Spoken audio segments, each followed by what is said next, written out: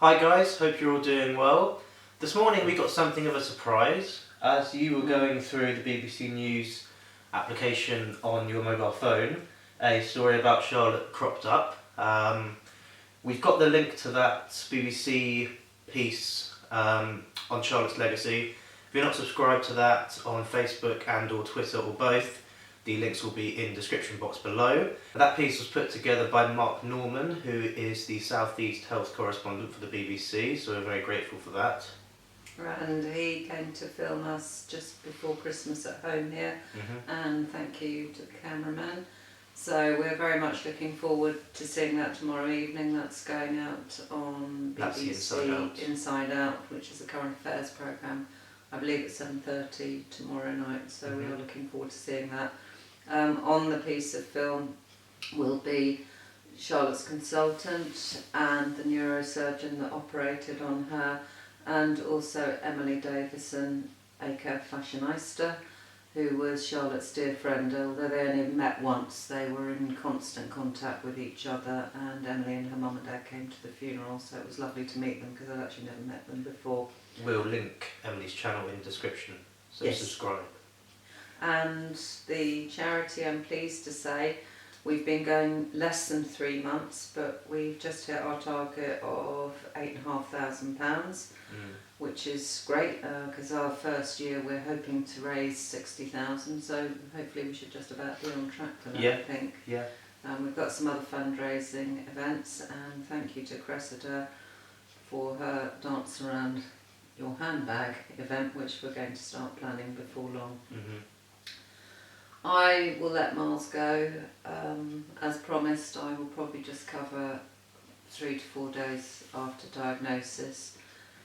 They're difficult to do because they're just not very pleasant, and in fact sometimes when I even read back over my notes it upsets me greatly reading snippets, just even small bits which I'd forgotten about. Okay, so have a good rest of the day, rest of the weekend, and I hope you'll have a good week ahead. So continuing on from the 5th of January, where we had the terminal diagnosis, the next day the Marsden wanted to see us to go through everything, and if the worst happened, what we were going to do, or what we had to do. I bottled out, I couldn't do it. My husband went up, and he was there for 4 hours, and came back with just this enormous toolbox, just in case anything went wrong, which was padlocked, so that if the worst came to the worst at home, somebody would come over, be able to undo the padlock and get whatever was out of that box. I didn't actually want to know what was in it. It was a fairly horrendous day, as you can imagine. What do you talk about anymore? And you just see a child in front of you getting iller and iller and weaker. And all the fun you used to have just suddenly stops. The next day, on the 7th, she woke up in the morning, and her exact words to me, "Mummy, is there a heaven? I'm so scared. You will pray to me, won't you?" And I do, all the time. And every morning when I wake up, and I go to sleep alright, but I wake up very, very early, 4 o'clock normally. The first thing I always do is to turn my light on and light a candle and have a box of tea lights next to my bed. And weekends, when we're all around or one of us is here, there'll always be a candle burning in the kitchen. And there'll always be 2 in the lounge near a picture.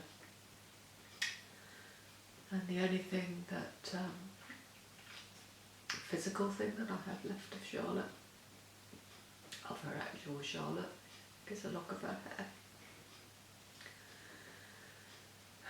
which the hospice gave me when she passed away. The next day she was planning on seeing her friend, but she couldn't do it. Charlotte said, I'm just too far gone, I don't want to see anybody. Following day, on the 9th of January, she changed her mind, and her friend Kitty came over and picked her up. And Kitty had one of those little instant cameras, and they were the last pictures ever taken of Kitty and Charlotte. And Charlotte after that didn't want so many pictures taken of her. And one of the saddest things about that day was that Charlotte really loved this instant camera, and she wanted to order one. And who was I to stop her, however ill she was? And she did order it, and it was a blue one, and it came in the post. Because her right arm didn't work, she couldn't even use it. And that was so sad. And the other thing that she ordered for her new Alma PB Louis Vuitton bag was a tiny round coin purse, and she said that will just fit inside, and that arrived too. She couldn't even open the zip on it. I can't tell you how much that broke my heart.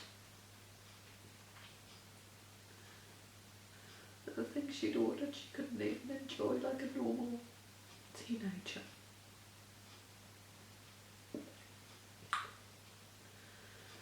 It's been quite hard recently, and it will be very hard soon. Her 20th birthday would have been on the 18th of February.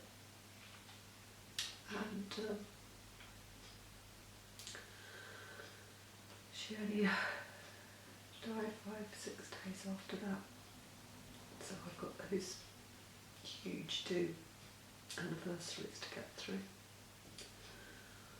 On a more positive note, it's getting lighter in the evening, so hopefully within the next couple of weeks I'll be able to drive up after work and go and see her.